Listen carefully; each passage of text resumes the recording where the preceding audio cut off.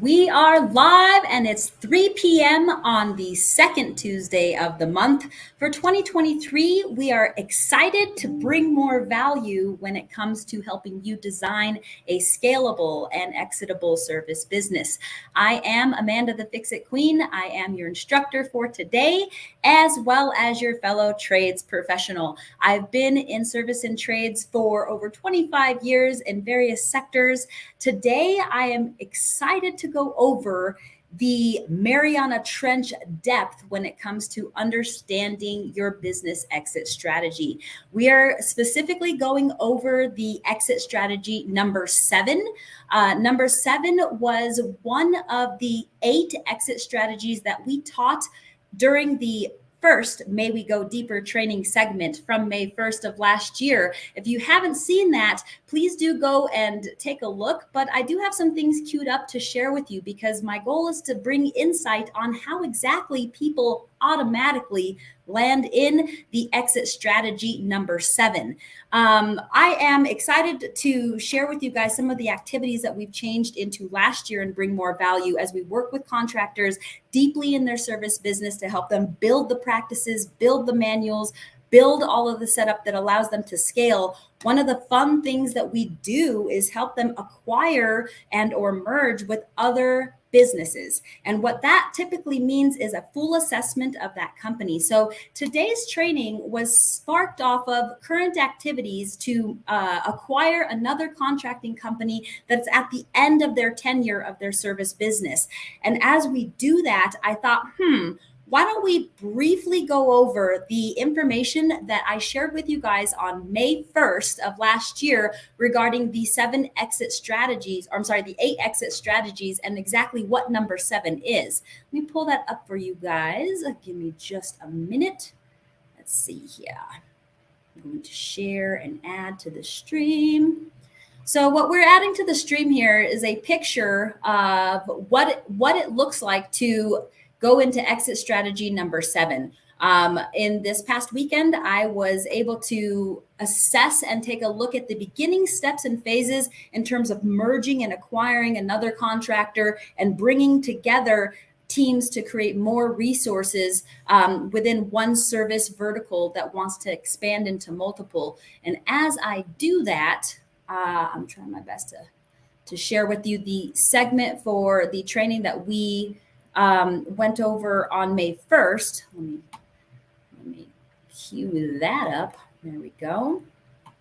And so I'm going to go ahead and play this just to kind of give everybody a quick preview of what exactly we're going to go over. So this training segment specifically was going over the 7 or the 8 exit strategies, the 6 that lead to progressive growth and value in your enterprise, and 7 and 8 which don't. So as I share that with you guys, I'm hoping to just go over in depth number 7 and how somewhat it automatically happens without planning. Even when contractors take time to sit there and meticulously inventory and keep track of their materials and do all of the things that allow them to operate calmly in their service business, there are still certain things that are going to allow them to automatically choose exit number 7. So as we do this, please understand that my goal is to deliver concise and effective information. And then if you have any questions as we're going over this stuff, throw it in the comments. I'm happy to double back at the end of the training segment. Today, I plan on being live for about half an hour or so.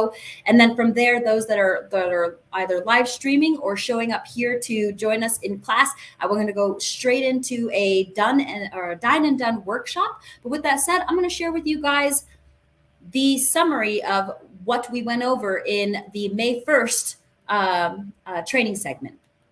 Those are the 6 types of exits that I wanted to touch base that truly bring more value to your retirement exit when you think about the price tags of all the things you want and why you're doing this, not just only at the end, but along the way too. So we take a look at that in the implementation side, and we calculate short-term and long-term reserve values to make sure you are getting what you need out of your business as you go. Because time is your friend when you have a plan, but it can be your enemy and it can choke you out as you get towards the end and you realize, oh my God, I took exit strategy number seven. Number seven, liquidation. I call it X-lax.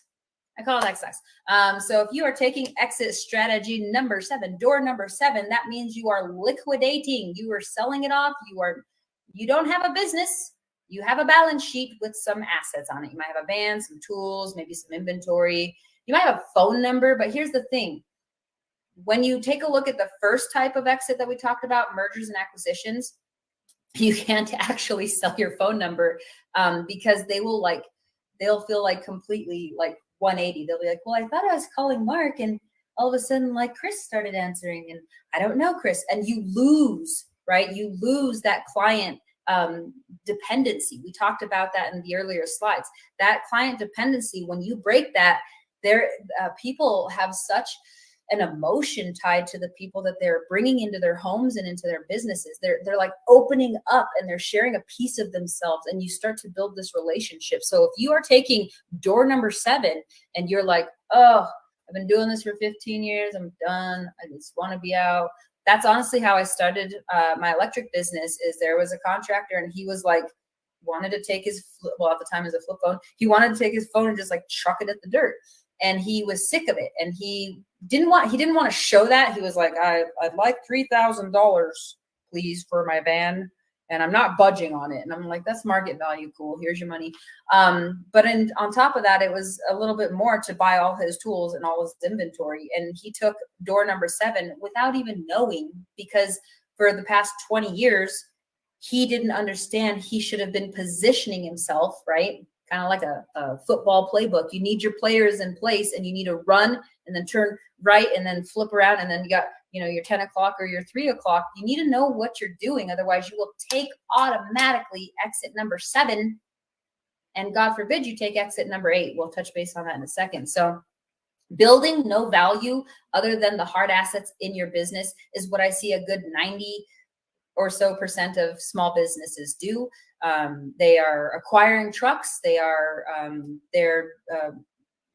getting more equipment. They're investing in certain components to make the execution of their service easier, right? But in the end, they didn't take time to do process documentation. And that's something we touch base on when we hit the implementation modules in the academy or in Bring More Value. Guys, I'm not saying you have to like have some phenomenal book, but I just want you to start. Just get a piece of paper out, get your pen, and start writing what you do and how you do it. And that becomes the start of your operations manual. And it might be 1 page to start out, but that's okay. From there, you can refine. I love, that's one thing I'm really good at, is I ready, fire, aim.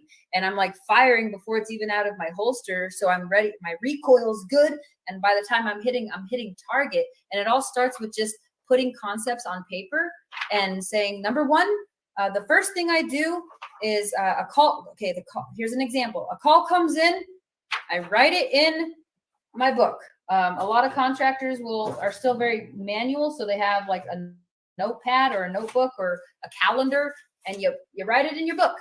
All right. So that's step number one. It's really not that complicated to write down. Just think about, what do you do every day? If this, then that. If that, then this. If a customer calls me, I do this. If a customer moves forward, I do that. And that becomes the very start, even if it's 1 or 2 pages, of your operations procedure. And what that does is it helps you minimize your cost in civil hearings if you have to go to do a mechanics lien, because you can show them that every single customer that you deal with goes through this logic that you have created a process for. And from there, you refine. And you refine every time you have an experience. You can adjust a provision in your contract, right? So they call in, and then I go to the site, and then I write up a bid, and then I collect the money. You're going to start seeing where you have big, giant gaps in your process and procedure, and you're going to go back to this paper, and you're going to add another one, and you're going to write a provision in there that says, note to self, collect deposit. Don't move my truck unless deposit has cleared. Don't do things on a handshake. That's a policy. Boom, boom. It's not as complicated as you think. The key is to start at least documenting it and then refine it as you go. And you'll find over weeks and years and of doing your business that you will end up with an operations manual. So when somebody comes to do one of those 6 exit strategy types, you have something tangible that you can give them that says, hey, if you're going to be, dealing with an exit strategy of merge and acquisition, this is how your business is operated. This is how you function. You can have sub classifications within that deal with your employees if you have them, or if you never have employees, how you deal with your subs. That's this chapter right here. So these are all things that help you build the value so you don't slide automatically into exit number 7, which is at the end, just wanting to chuck everything and be done. And you've made enough money and you're like, cool, I'm good. But do you really have enough to never have to touch it again? Or to move on to something completely new that is creating interest for you?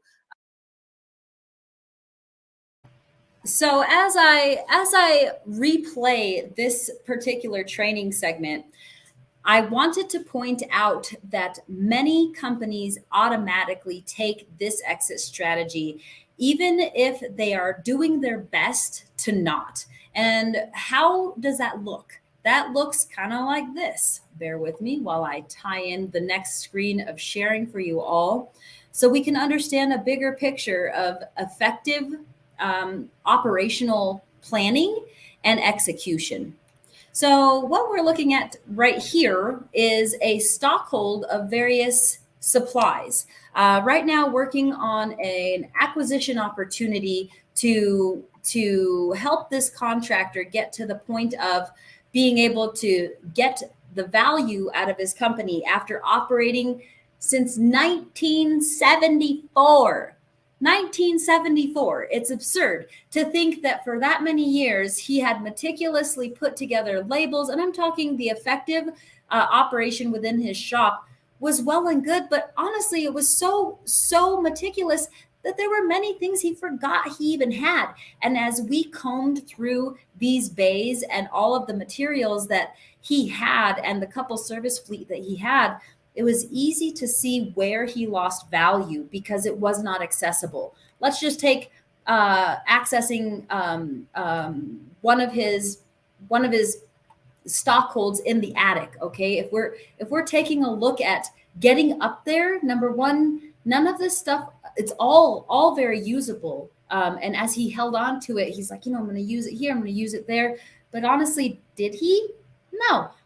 Why didn't he? Because it was easier to get it at the supply house on the go. So when you're planning your business activities, and we talked about earlier in the replay link, the documentation that happens with designing the exit part of your business. So in order to avoid exit number 7, the XFAX, the liquidation, the taking everything on your balance sheet and selling it, that's what we did here. We literally went over everything that he had that would equate to something that we could put a price tag on. And so as we did that, it was so disheartening to realize after that many years and after all of his efforts to organize this, there really wasn't any added value. So how exactly do we add more value or bring more value when it comes to exits and when you get to that end? Well, instead of just having somebody come over and give you a price for all of your materials and for all of the ways that you kept track of things, it actually is easier for you to slow down and do some documentation, to quickly put together some of your business methods. And one of the bigger things out of that when you're going to sell your company is the base that's attached to your brand. So when we're taking a look at your phone number and what that equates to in revenue, in average service tickets and numbers of calls, that has a value too. So when I went and assessed this business, there was nothing I can do to help him shore up that gap of all of the 40 years of operation. And so I'm coming right now live in our second Tuesday training segment to say, hey, slow down and document some things. If you don't have a database of your clients, put one together. If you need help, reach out to me. We have some very swift ways to provide some shared resources to help you extrapolate that information. But let's bring more value to your business before you sell it. Otherwise, you're going to take X-lax and you're going to liquidate instead of adjust the equitable value on top of the actual value in the market space. So when I'm looking at this assessment and I'm going through the cages of what's here, a lot of the stuff looks like junk, but actually there's quite a few gems that he has over here that are rare items to find, and you can't actually get them at the supply houses. So aside from having his stock and his inventory and everything labeled all nice and neat, one thing that would have helped in the transition is just having some kind of database of clients, which include their name, their address, their phone number, and if you got one, their email address. And this way, when you are going to transition the business, you have something that you could pass over to the person acquiring it. And here's the other side of that, especially with small business and small service businesses. You get an unhitched trailer and a hard left disconnect when you just sell your business, sell your number, and get out. There can be a transitional ramp that allows you to help that client base attached to the new operator of the brand. Okay, there's value in all of your efforts, even though you might not have done everything and have the process manual that we discussed in the first May We Go Deeper training segment. That's okay. We can literally pause for a 2 to 4 week period and maybe a 1 to 3 month period, depending on how much time you have for that exit planning, to back the truck up, document some information, and further create value where you didn't do it over the years. So as I'm sharing this with you guys, I want you to know that you don't have to take exit number 7. All this time for 40 years, he had access to all his stuff, but he didn't actually make it transferable and have a systemized approach for his inventory in his head. Everything's in his head. So contractors typically hold a lot of details in their head. And when we execute the bus theory, if something were to happen and you step off the curb in front of a bus, something happens, how are we going to operate your business? How are we going to sustain and transition it to the employees? If we're doing a succession plan for employees, we talked about those exit strategies in the May 1st training, but what I wanted to come quickly say to you is, if you are at the end and you want to sell your business, there are some things that you can do to shore up that value ahead of putting it out for sale. Okay, because what's going to happen is somebody is going to want to know how much it's worth. And that comes, and there's a few different ways to value the business, right? There's the 3x net profit rule. There's the average service ticket. There's certain formulas that you can implement, but one of the bigger values is being able to smoothly transition your client base to that new operating owner without losing some of that. And a lot of times doing that successfully without having a ramp to communicate your clients the transition, you lose them. So some of the documentation that we do in that last 2 to 4 weeks, 1 to 3 months, is preparing your client base for this transition, which means extracting the data from a lot of it's hard papers. A lot of it has to do with basically boxes of papers. Actually, I'm not sure if I have any pictures of the paperwork, but has to do with basically getting that data and sending out information, whether it's mailers, emails, and reach outs to let them know, hey, you're at the exit. There's some things that you can do to position that as a strength to merge and bring more value to that base, saying, hey, we can do more now. Versus saying, hey, somebody else bought the company. All right. So there's some strategic setup and tactics that you can do to help the value of your business retain in that transitional exit versus literally just liquidating everything. So when you liquidate everything, even if it's organized, even if it's labeled, it doesn't necessarily equate to more money in your pocket. So just like we teach in the Fix It Queen Academy and the Bring More Value consulting programs, there's some things that we do at the beginning and the design phase to make sure your business is sustainable, scalable, and exitable.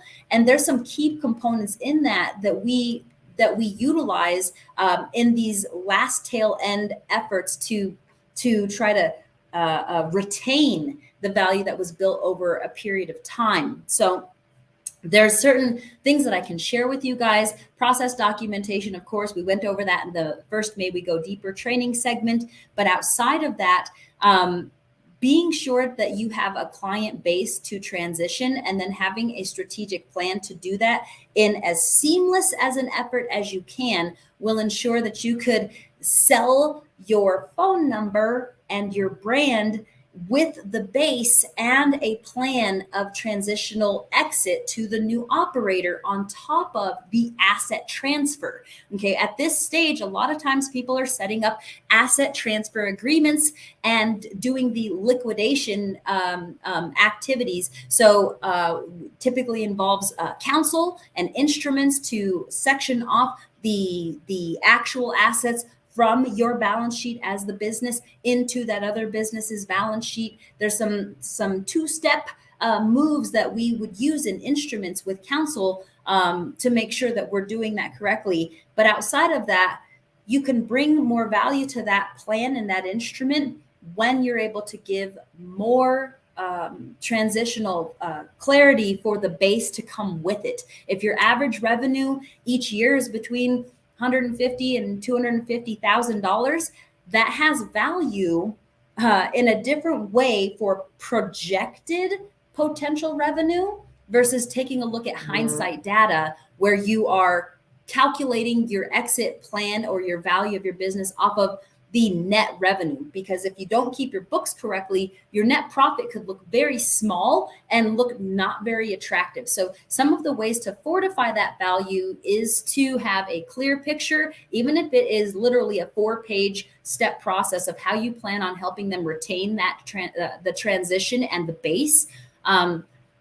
There's steps to it. So on the highest level, with the Moments to Mo Money training segments, our goal is to bring business insight built for service business in a 50,000 foot view. So this way you can implement things immediately that can help you continue building the value of your enterprise. So I really hope that this training segment brought some things even just to think about as you're taking a look, because I couldn't go over all of the ways that you can bring value to selling your business. But I do know that there are many contractors right now that are absolutely looking for a place to exit. They are in their 60s, 65, 70s, and they are still tied to the actions of their business. They actually can't stop working because they didn't do the planning that we talked about in some of our training segments to build the reserve that helps you get to that exit. So a lot of times they're just tired of running the business and they just want somewhere to just dump it all and a place to throw their master license. So there's tons of opportunity for the contractors at the end of their business tenure that they can actually add more value to existing operations that are looking to maybe expand into their division where they don't have any service, or just beef up some of the mastery skills that are available in their service offerings to bring more credibility to their team, more knowledge and industry experience, and have a collective of experience for their team. So maybe that team is comprised of the owner, operator, and master, but maybe another master comes in with his base. Now all of a sudden they have together over 100 years experience. Prospectively, that helps the brand reposition into the market space differently.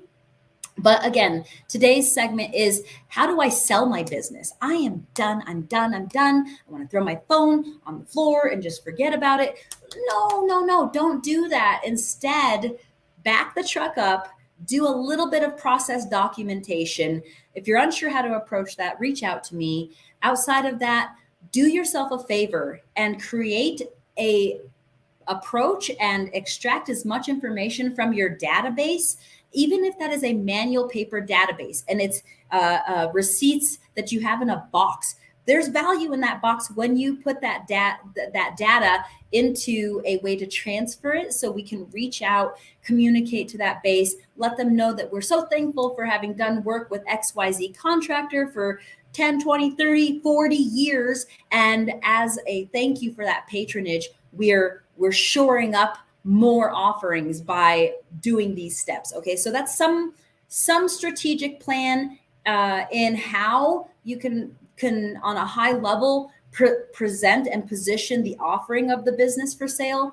And so again, I'm here through 4 o'clock for those that are staying for the workshop and the live training, so we can take a look at what things right now can we do to start process documentation and to start preparing for that exit. So if you're at the latter stages of your business operations, fear not, because we aim to bring more value when it comes to helping you position for that end transition. And outside of that, thank you for joining us in another Moment to Mo Money with the Fix It Queen Academy. We are excited to bring every second Tuesday of the month at 3 p.m. MST business insight built for service business at the highest level to help you gain more traction and calculate more profit and prepare for your exit in your service business. Feel free to check out our schedule at bidmyvid.com/mo-money to look at our training schedules and topics that we'll be putting on. Again, last year we did the training segments every 1st and 15th of the month, and we would train for an hour. This year, the open training segments, we are moving to the second Tuesday at 3 p.m. So if you can't join us in person or in the live streams, do sign up at bidmyvid.com/mo-money, and you can get replay links that way. That's what I had to deliver to you guys today. So hopefully you found some insight in there that was valuable. Please feel free to reach out to me at any point in time. Our goal here is to be the pontoon underneath your service party boat. And as we do, we can do better together than you can imagine doing it alone. Check out bringmorevalue.com to take a look at our fractional services, where it's a shared resource center for small and micro contractors that don't necessarily need full admin staff, but need some admin function and support.